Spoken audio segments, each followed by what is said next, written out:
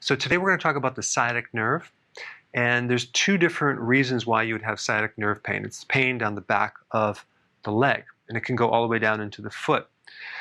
One is more of a structural problem where the low back curve is not there, and I'll put a couple of videos down below of a technique to help put the curve back in, especially if you're sitting all day in front of your computer. But there's another underlying cause of sciatic nerve pain that I want to talk about, which is more internal, and there's something happening to the nerve itself. And it has to do with an imbalance of omega-6 to omega-3 fatty acids. Omega-3 fatty acids are the anti-inflammatories, and omega-6 are more inflammatory. Now, we need both of these fats, but we need them in the right ratios. An average American is really heavy on the 6 and very, very low on the 3. They have an imbalance, and that creates a lot of inflammation and nerve pain. And it affects the lipids, the myelin sheath around the nervous system, but especially to the sciatic nerve. What's unique about the sciatic nerve is it's one of the biggest nerves in the body. It's about the width of my thumb, so it's a huge nerve.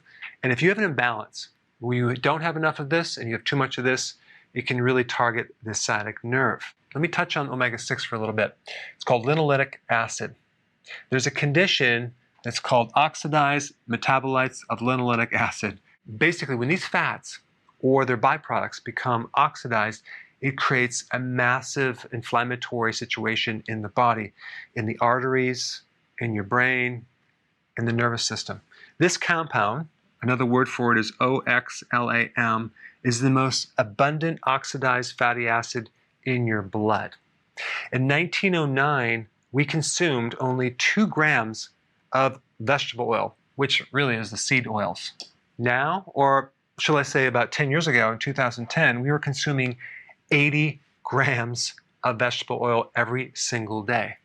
That is 720 calories. If you're consuming about 2,000 calories a day, that's like 1/3 of all your calories is this type of fat.